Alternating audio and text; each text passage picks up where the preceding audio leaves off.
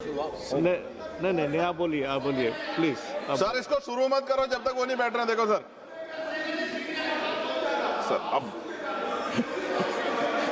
आप बोलिएगा प्लीज। इसको सर 20 सेकंड ज्यादा होगी, इसको आप संभाल लेना। धन्यवाद सभापति जी। मैं वित्त विधेयक 2026 सिर्फ आंकड़ों का मामला नहीं है, बल्कि ये सवाल है कि देश की अर्थव्यवस्था आखिर किसके लिए काम कर रही है, आम जनता के लिए, कुछ खास लोगों के लिए। महोदय, मैं इस विधेयक से सहमत नहीं, क्योंकि इसकी प्राथमिकता देश की असली जरूरतों से मेल नहीं खाती। और जगदम्बिका पाल जी अभी कह रहे थे गैस की किल्लत नहीं है। ये बात सच है कि नेताओं के यहाँ गैस की किल्लत नहीं है, लेकिन आम जनता के यहाँ गैस की किल्लत है। जब हम जाके देखें ग्रामीण क्षेत्रों में, तब हमें इस बात का एहसास होगा। सरकार कह रही है कि देश की अर्थव्यवस्था तेजी से बढ़ रही है, लेकिन अगर ऐसा है तो युवा बेरोजगार क्यों है, किसान कर्ज में क्यों, और मजदूर को काम क्यों नहीं मिल रहा। माननीय वित्त मंत्री जी बताएं कि 7% जीडीपी ग्रोथ का सीधा लाभ देश के किस वर्ग की आमदनी में कितने प्रतिशत बढ़ोतरी के रूप में दिखाई दे रहा है। टैक्स व्यवस्था से बोझ किस पर और राहत किसको।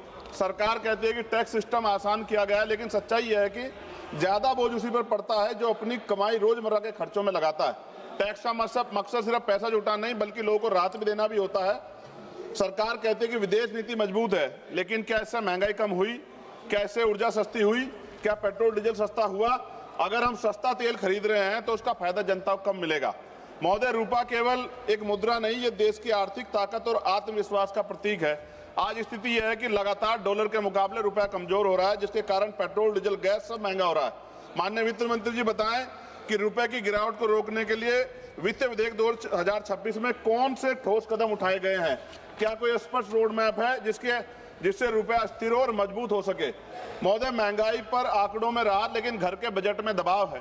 सरकार कहती है कि महंगाई नियंत्रण में है, जबकि मौसमी के जनवरी 2026 के आधिकारिक सीपीआई डेटा के अनुसार खुदरा मुद्रास्फीति 2.75% और खाद्य मुद्रास्फीति 2.13% रही।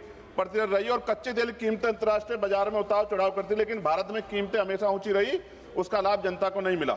बढ़ती गैस सिलेंडर की कीमत हर गरीब और मध्यम वर्गीय परिवार की चिंता का कारण बनी हुई है। पहले नोटबंदी की लाइन और फिर ऑक्सीजन की लाइन, सिलेंडर की लाइन। क्या इस सरकार ने देश की महान जनता को लाइन में लगाने का ठेका ले लिया है। आज पिछले कुछ दिनों से बेमौसम बारिश हो रही, जिसकी वजह से किसान की फसल खराब हो रही है। माननीय वित्त मंत्री बताएं कि बेमौसम बारिश से प्रभावित किसानों को समयबद्ध और पर्याप्त मुआवजा देने के लिए इस वित्तीय विधेयक में क्या ठोस व्यवस्था की गई है। महोदय, एमएसएमई क्षेत्र भारत की अर्थव्यवस्था की वास्तविक रीढ़ है। छोटे उद्योग की सबसे बड़ी समस्या जटिल ऋण प्रक्रिया, समय पर भुगतान, डिजिटल संक्रमण की लागत, बड़ी कंपनियों से असमान प्रतिस्पर्धा और बाजार तक पहुंच। क्या इनमें से किसी समस्या का समाधान इस विधेयक में निर्णायक रूप से लिया गया है। माननीय वित्त मंत्री जी बताएं कि वित्त विधेयक 2026 में ऐसा कौन सा बड़ा कदम उठाया है कि एमएसएमई, ग्रामीण, गैर कृषि क्षेत्र और महिलाओं के रोजगार को निर्णायक गति दे सके। 5 मिनट प्राथमिकता दी जाए ताकि व्यापार और किसान को इसका लाभ मिल सके।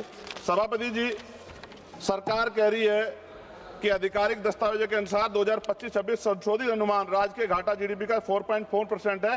फरवरी 2026 के आंकड़ों के अनुसार भारत के पर लगभग 200 लाख करोड़ का कर्ज है।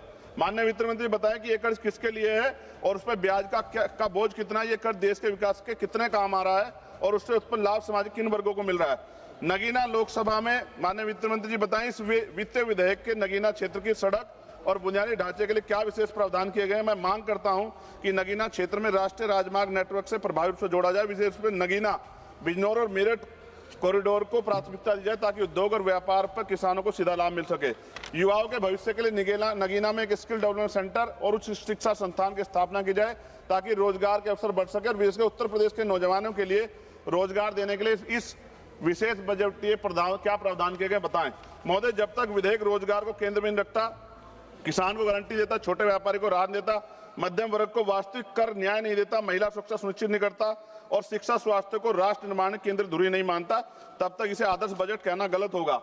सभापति जी, पक्की नौकरियां खत्म है, आउटसोर्सिंग पर नौकरियां है। क्यों ना कहा जाए कि बहुजन विरोधी सरकार है। सभापति जी, विमुक्त और घमंतु जातियों के सशक्तिकरण के लिए इस बजट में क्या विशेष प्रावधान है। दिव्यांगजनों के सशक्तिकरण के लिए इस बजट में क्या विशेष प्रावधान किया गया है। पुरानी पेंशन का लाभ आप क्यों नहीं देना चाहते। प्रमोशन में रिजर्वेशन SC ST OBC कर्मचारी अधिकारी क्यों नहीं आप देना चाहते।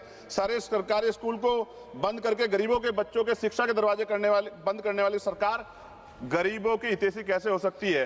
डबल इंजन की सरकार ने 2022 में सर वादा किया कि हम किसानों की बिजली माफ करेंगे और उनका कर्ज माफ करेंगे, लेकिन हमारे यहाँ सोने के तारे में उत्तर प्रदेश में बिजली आती है, गरीब आदमी उसका बिल नहीं अफोर्ड कर पाता। और ट्रांसजेंडर के सशक्तिकरण के लिए आपने कौन सा प्रावधान, विशेष प्रावधान किया है। अंत में सभापति खत्म करते हुए, पिछली बार जब वित्त मंत्री जवाब दे रही थी तो सूचना की सही जानकारी के कारण उन्होंने एक त्रुटि उनके द्वारा की गई थी, मैंने उनसे आग्रह किया था। मैं उम्मीद करूंगा कि वित्त मंत्री जवाब देकर इसको इस बार सही कर देंगी। आपने मुझे अवसर दिया, इसके लिए धन्यवाद। जय भीम, जय भारत।